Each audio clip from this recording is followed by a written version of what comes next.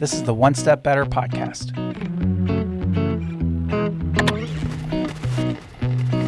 Helping small businesses make wins each and every week.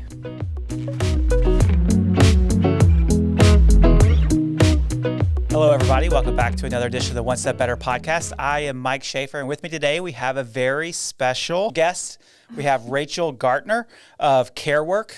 Rachel has been in the recruiting space for quite some time now, and so she's going to join us today, and we're going to talk through some of the challenges that are out there in the recruiting world, in the hiring world, and hopefully gain some wisdom on how we can better work with recruiters as well as how we could better attract quality candidates. So Rachel, I really appreciate you taking the time out of your schedule to join us today. Yeah, thank you so much for having me, Mike. I am always happy to talk about recruiting any day of the week. That's awesome, because I don't know if everybody is excited about recruiting as you are. I know for us internally, whenever we need candidates, it is always a chore to look at. All right, what are we really looking for? What is out there? You know, is the labor market in line with what we're looking for, or salary in line with what we're looking for? And whenever we go and do that exercise, it's always like, oh my goodness, I wish I had some experts to help me figure this stuff out. And so I appreciate your desire to love talking about recruiting. Because it's super helpful, especially for anybody that's out there hiring. And so, Rachel, here's where I want to start. Tell me a little bit about your story on how Careworks came to exist, some of your background in recruiting, and what made you actually go out and do your own thing. I'd be happy to. So I started as a recruiter for a nurse registry in Florida. And when I started, I was remote. I'm a military spouse, so I move a lot. And I knew the owner of the agency, and she gave me an opportunity to be their recruiter remote. And they said, basically, what we're doing is just not working. So come on in, do whatever you want to do, just do something. And it worked really well. I set up some new processes, some new systems, a new approach. And then they said, that's going really well. Can you also recruit for one of our other locations? And then one of our other locations, and then one of our other locations. So it got to be too much work for just me. And fortunately, that company was really supportive with me going off and actually founding my own company rather than being their internal employee anymore, because they recognized this had the potential to be of huge service, not just to their company, but to a lot of home care agencies, which is what we specialize in. So that is how I got started. It's been quite the journey since then. That was in 2018. And I'm sure everyone knows the pandemic threw a lot of really big obstacles in the recruiting world. And so it's been quite the journey to navigate all of that and continue to help our clients actually grow their businesses through recruiting. And by doing so, keep my business sustainable. So if anybody out there is stressed about recruiting, I'll just tell you, I've seen it all, I've experienced it all, and I can identify with your frustration, and then I can also provide some solutions because, like I said, we've seen it all, we've done it all. So the home care agency Mhm. world, that industry, home care industry as a whole, is notorious for turnover. There is always a recruiting need Mhm. that, or hiring need for sure, that comes into place every single week. How is it that, or what are some of the changes that you've seen over the past 4 years in that space alone? There have been so many changes, but you're right. They are always hiring. That is what we do is we recruit for them every day of the year. It's not on a position basis. It's just we are always going to need caregivers. So just keep recruiting more caregivers. But some of the changes we've seen have really been in mindset because the recruiting landscape has changed so much. And a lot of people are stuck in this old mindset that if they're the ones that need a job, they should be willing to put in the work. And if people don't answer my call or don't show up to the interview, it means they're not a good worker. And I'm glad we didn't hire them anyways. And we've had to do a lot of education with people to understand that's not true anymore. They might be a great worker. They might have been a great hire for your business, but they're busy people.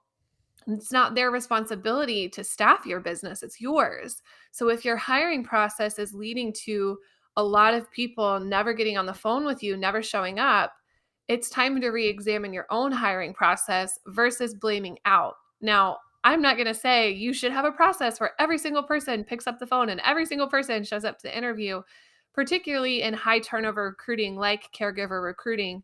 That's never going to be the case, but you do need to plan for it. And people really need to shift their mindset to taking that responsibility and doing that in a way that is respectful towards applicants rather than blaming out and blaming industry problems or blaming the applicants. To take responsibility as a business function and really say, if people aren't showing up, how can I adjust my recruiting? And also, how can I account for that to make sure I can staff my business in spite of these obstacles? One of the things that I think we connected with you guys, I think it was Shelby that connected with you Mhm. through a conference that we were both attending. And one of the things that Shelby had mentioned to me is that, hey, this Rachel and CareWork, what they're doing seems to be a little bit different in this space. They're really using some analytics and some systems to determine the best approach. And so as you're going into a new client, what are you seeing as some of the glaring, man, this has got to get fixed type of stuff that most caregivers that you're working with, at least on the early stages, struggle to get right?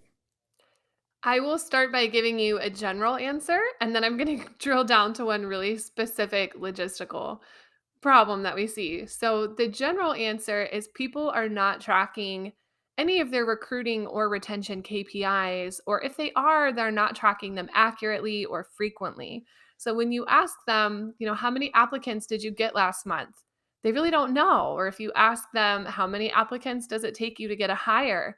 They don't know. And so then they're recruiting from a place where every strategy that they try, every software that they try, every job ad that they try, it's kind of a shot in the dark to say, well, I know we need more hires. I know we need more people. Let's try this or let's try that. Rather than having the data to say, this is a specific step in our recruiting process where we're not performing as well as we want to be. Let's look at solutions that help with this step of the recruiting process. So, starting to track that data and understand it, understand your baseline of how many applicants does it take you to get a booked interview, to get a successful interview, to get a hire, to get a retained hire. All of those numbers are important. So, that would be just the general answer is people are not tracking the data. And if they are, they're not doing it in a way that is accurate, which is often because they're not doing it frequently enough. And they're going and digging back through a couple months of data, which is not going to be easy to get accurate data. The second, and this is just a really specific logistical thing that we see a lot, is having extra steps between a phone screen and an in person interview. So maybe they do a phone screen with a candidate. The candidate sounds great.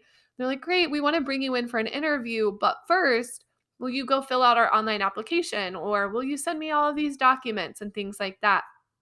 This goes back to that mindset of they're the ones that need a job. They should be able to put in the work, right? But if you have a candidate in today's market, they're going to get called by more than one business. And it's not their job to staff your business, it's their job to find a job.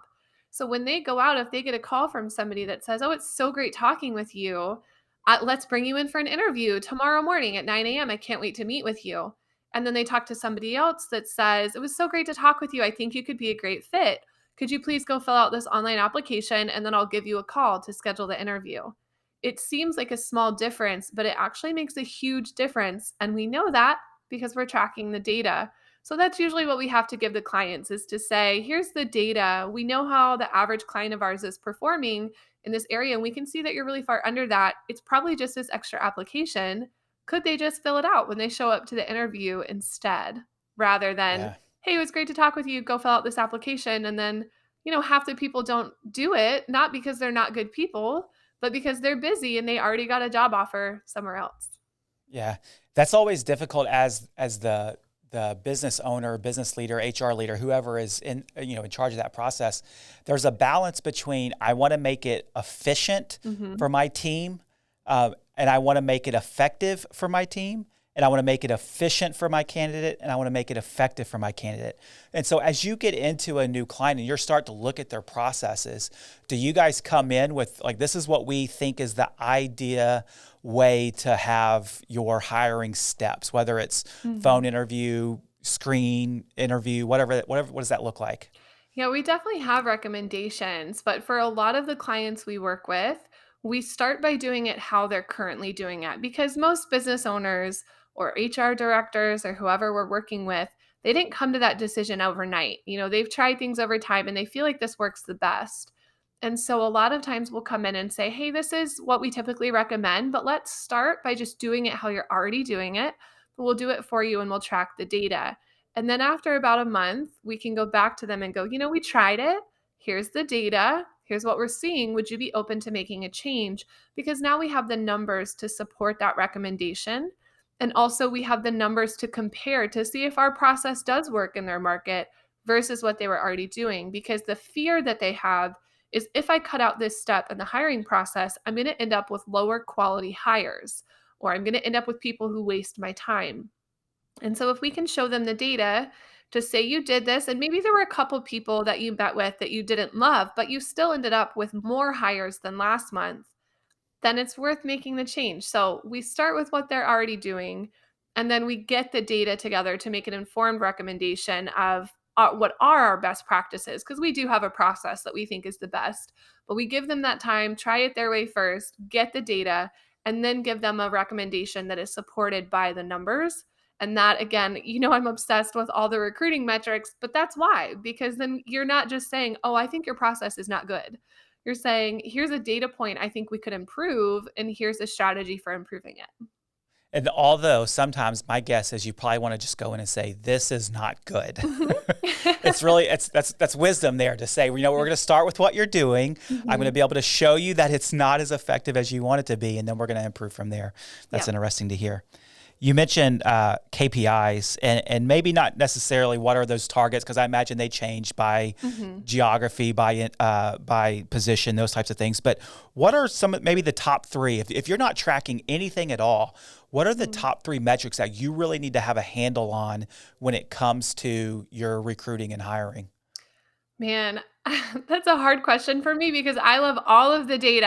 I'm like, track all of it, track all the numbers. But I would definitely start for a business, start with the number of applicants you're getting. And let me pause briefly to say this is for positions that you are always hiring for, because that's what I typically work with. But I would look at the number of applicants that you're getting on a weekly or monthly basis. How many of those are booking interviews, and how many of those booked interviews are turning into hires? That gives you a really basic hiring funnel to say, are we getting the same amount of applicants? Are we getting them on the phone and getting them interested enough in our company to book an interview?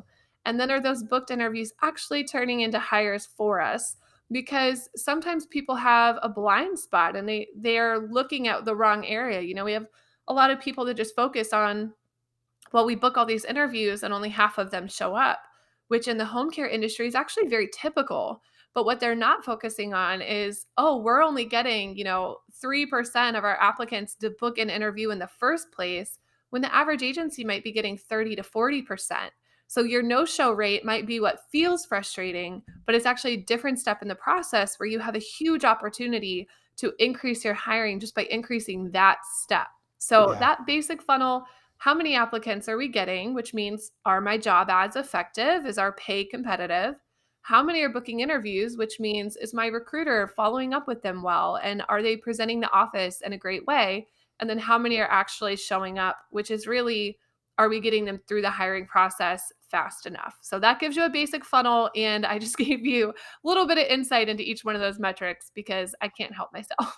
Yeah, I appreciate that. It's interesting because I think it was a couple of years ago for us internally, we started to really kind of shift our mindset from, we track everything when it comes to sales. Like we know first time appointments, meetings booked, demos given, percentage that are moving through the funnel, all of those things.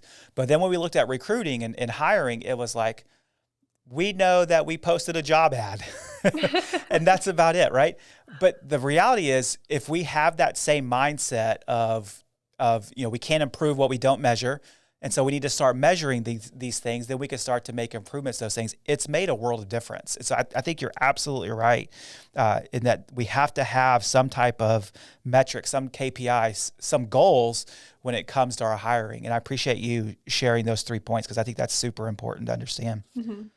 The reality is we have to do all this stuff because hiring is hard. Recruiting is hard. Why is that? Like you mentioned the old mindset of, if somebody needs a job and I have a job, it makes sense for us to work together. But that's there seems to be a shift there. Why is all of this so difficult? Well, first of all, it goes back to what you were saying is that hiring basically is sales. And that's where people are losing that connection. They think I'm offering a job with money. But in today's world, people aren't just looking for that. They have a lot of opportunities. And that goes to a lot of things. But part of it is remote work. If somebody is in a smaller town or a smaller market now, they're not limited to just what's in their town. They can get a job from anywhere. So it's not just about offering them a job to pay the bills anymore. It's about offering them a job where they feel respected, where they feel valued. And that starts with the hiring process. So, this mindset that we're weeding people out because they don't want to go through all these extra steps is actually showing them very early on that you don't respect their time and that you don't think of them as an equal. You're thinking of them as, I have something you need and you're going to jump through the hoops to get it, or not, I won't pay you. You're not going to get the job. Well, they don't need to do that. They can work for anyone else. We know that there is a labor shortage today, particularly in lower paying areas, such as the areas that I recruit for. So we know they can go get a job somewhere else. And if they can't get a job in your town, they can get a job on the internet.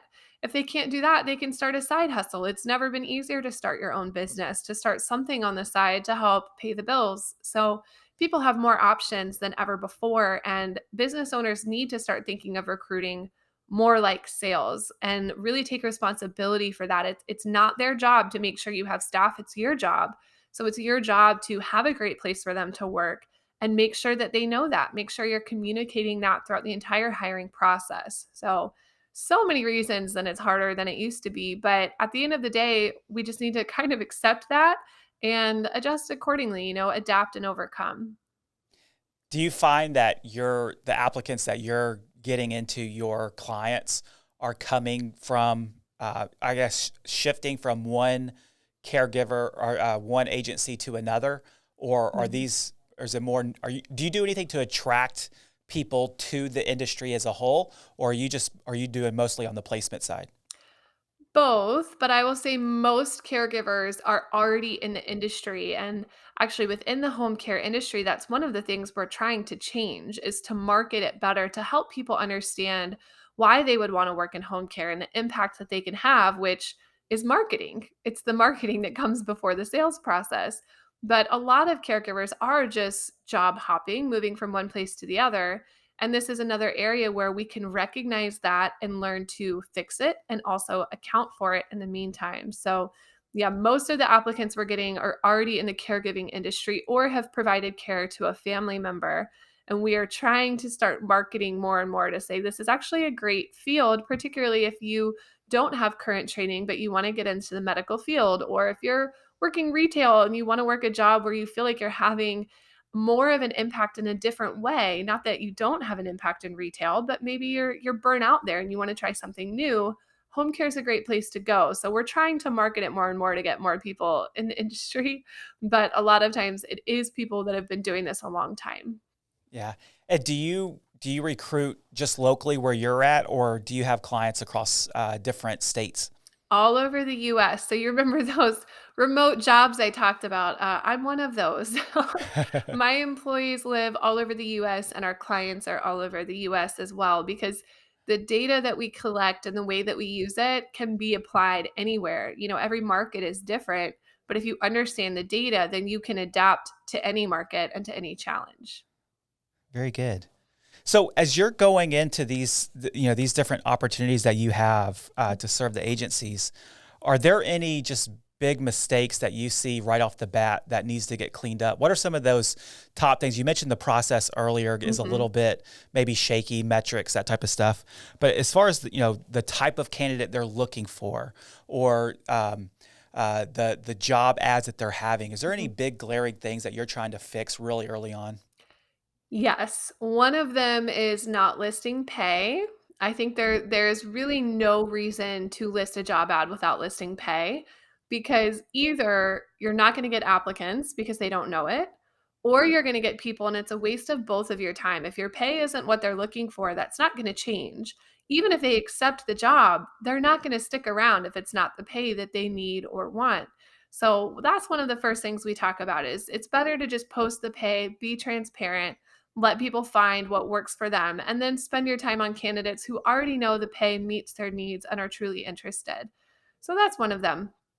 Another one, a lot of it just comes back to mindset. People are playing the victim role, and because of that, they're not addressing these glaring mistakes in their recruiting process because they truly don't think it's their fault. And so sitting down and saying, okay, I know you feel like everyone's just out there for the money, but it's a job. They need to get paid what they need to get paid. They need to pay their bills. So go ahead and list your pay and put it out there. That's a big one. That's a big one that we see. The other one, and I think this is related, is people in higher paying positions sometimes forget about what it's like to be living paycheck to paycheck. And I've actually worked with clients, in the home care industry where they need to provide training to these caregivers in some states who are asking the caregivers to come in and pay $400 for the training that they need. Or they're saying, you pay for it, but I'll pay you back if you've worked here 30 days or 60 days. We'll talk about a way to chase people out of the industry. They can go to Target and get a job paying the same amount or close to it without shelling out the $400. So that's a big one that we see as well, is not thinking about the impact those kind of qualifications have, or even something as simple as needing a health physical, which many jobs require. If they need to go pay for that themselves, that actually may be an obstacle. So, staying in touch with what it's like to be paycheck to paycheck and doing that in a judgment free way, which also goes back to putting the pay in your job ad instead of thinking, oh, they're just all in it for the money. Well, if you're somebody who's really struggling to get by, a dollar or two in pay per hour makes a really big difference, and there's nothing wrong with that. That's interesting. One of the things I'm curious if you've had the same experience is that, you know, 10, 15 years ago, there started to be a little bit of a movement towards trying to create more, I'll say, qualified applicants in every position. Mhm. And it was the idea of, I'm going to start having a bunch of assessments, tests, whatever it is, whatever the pre-screening stuff is. And that really started with more of a senior level position. Mhm. And with the increase of culture being a super important part of a company, that same mindset has kind of shifted down to more Mhm. of your low wage jobs. All that has done is create friction points for an applicant to have to jump through hoops, like you mentioned, Right. and that's turned into, well, like you said, I can go get a job that is, I applied online and I got a call and said I was hired the next day for the Mhm. same pay. And so the that mindset, while it can be good for certain positions, Mhm. I don't want to hire, let's say, a CFO who is super underqualified or who doesn't align with our company values or who doesn't fit our team. And so I need to get some of that stuff out of the way early on. And maybe that's through, 10 different interviews. That's going to look very different if I'm hiring a caregiver. Right. And so how have you seen the shift over the history of time to where companies are kind of getting back to, it seems like the labor shortage has really kind of Yeah. forced it back to more of a frictionless process? I agree. I agree. We see that a lot in the home care industry. There's still people, again, that have that mindset of, well, I want to make sure they're the perfect fit. And in home care specifically, it is important that the caregivers are really compassionate people, that they're really kind, that they're reliable. But the mistake people are making is trying to add extra steps to their hiring process to figure that out versus get them in the door. Just get them in the door of your office and talk to them, because that's when you want to do it. If you have an assessment you really want to do to make sure they're clinically skilled enough or to make sure that they have the culture fit you're looking for, you can do it at the interview. And so that's where people are starting to realize that, right? Is I can't just weed out all these applicants anymore because I don't have enough left to work Yeah. with, right? You don't have just loads of applicants applying that you're like, let me really narrow down to my top choices. You have to really think of it like that sales funnel again, because every extra interview you add or assessment that you add is a step down in the funnel. And what happens in a funnel, every time you step down, you lose a couple people. And that adds up over time. So I will say to the businesses out there that think, well, even for my low wage position, I really want them to take this personality test, or I really need them to take this assessment. Or, I've seen in retail jobs, they have them do like a basic math test or something like that. If there is something like that that you really feel like we can't cut out of the process, do it at the in person interview. Don't do it as a screening tool first. Get on the phone with them, give them an interview or a hire and bring them in. And once they've walked through the door, you kind of have a little bit more of a captive audience. You can do an interview with them, connect with them personally, and then say, oh, and hey, here's our computer. We need you to fill out this assessment really quick. The other thing is, in most of the jobs that I've worked with, or most of the clients that I've worked with, they're actually not weeding very many people out. We had a Yeah. client that was absolutely stuck on this assessment that had to be done. So they got quality caregivers. We said, well, how many people are failing it? And they went and looked and they're like, oh, 99% pass, but it's weeding out the people who don't want to do it. And I was like, well, that's a different thing. And you Yeah. don't want to do that. You don't want to weed them out. If it's really important to you to do it at the interview. Yeah. That's awesome. 99% of the people passed. Yeah. So what are we assessing exactly? Exactly, but they were losing so many applicants. This was one where their applicant to booked interview percentage, like I talked about earlier, was way lower than our average client. And it was because they wouldn't book an interview until somebody filled out that assessment. And they thought, well, we're weeding out people that weren't great caregivers. And I said, no, you're weeding out people that got a job offer faster. Yeah. Like you're not actually doing what you think you're doing. So that was another place the data was very helpful and Yeah. That's they've made a funny. change. So that, I would imagine so. Yeah.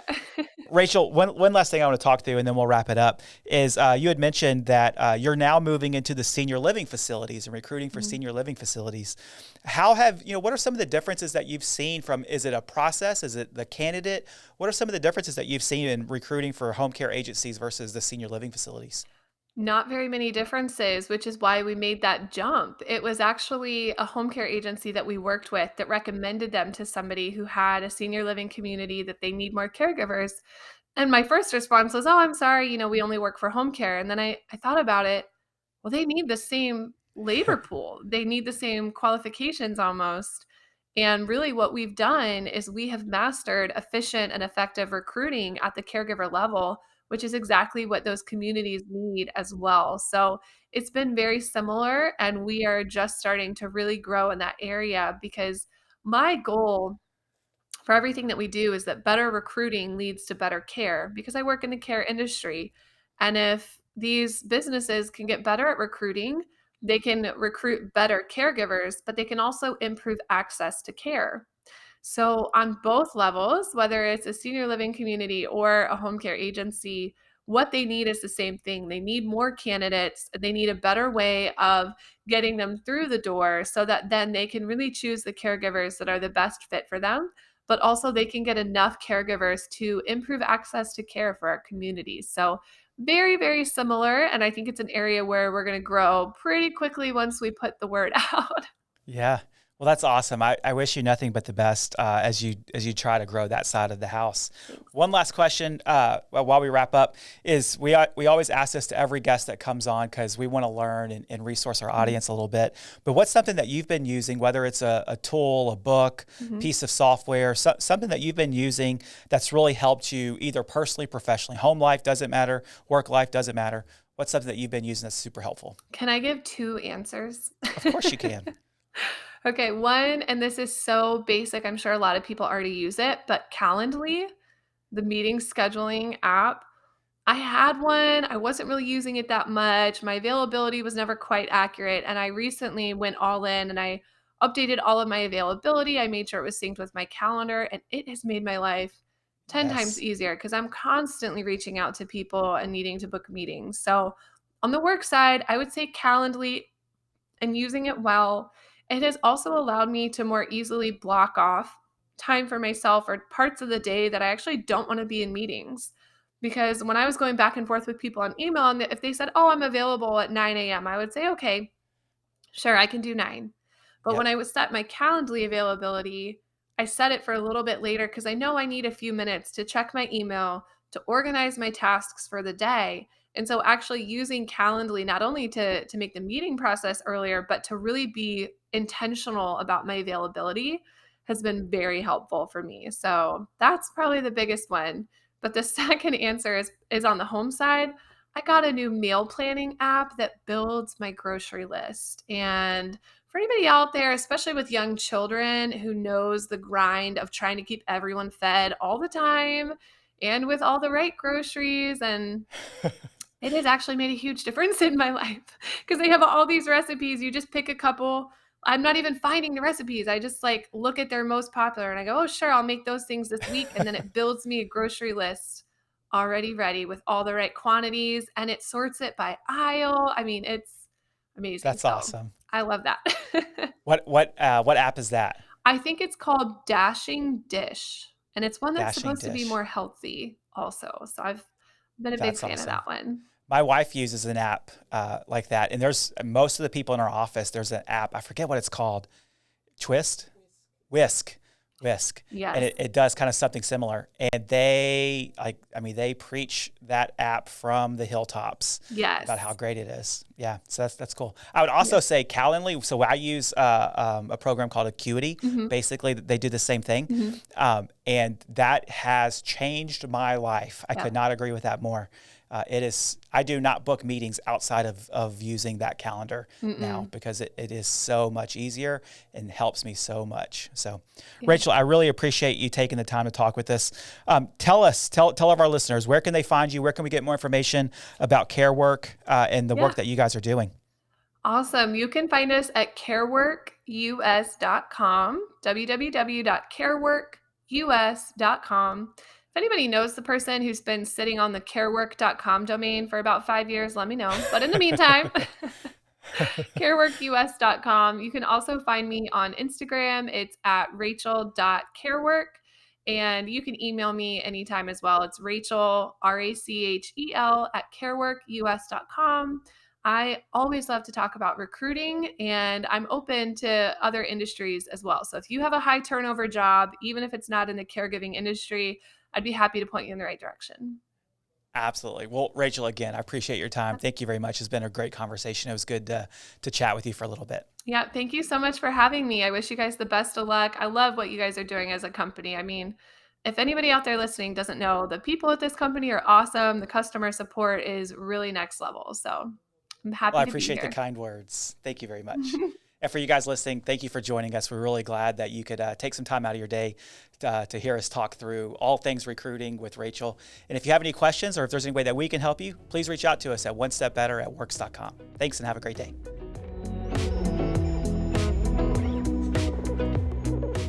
Thanks for listening to the One Step Better podcast. I'd really appreciate it if you would take some time to rate us 5 stars on your podcast player of choice and make sure that you subscribe to our YouTube channel so that you never miss out on another episode. Thanks and have a great day.